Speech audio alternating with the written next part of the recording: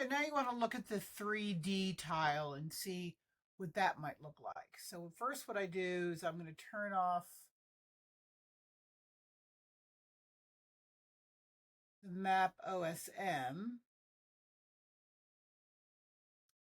and I'm going to import the 3D tile, because if you remember, I have all that, the map key and everything has already been selected. Now, what I didn't do with this tile rendering, which you have the option to, is to add all of the details. I just did a quick import so you could see how easy it is to bring in the 3D rendering.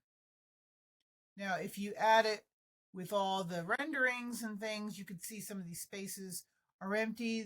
They'll fill in. I'm trying to think what the options are. If I could, oh, here they are. So you could import with more details. Let me see if I can do that on top of this and see if you can see that difference. Because you have options with how much detail, and of course it takes a little longer if you're adding the extra detail, but what you can see here is the 3D rendering for the update, and you can kind of see now it's a lot more robust. And this is your 3D layer using the Google 3D tile.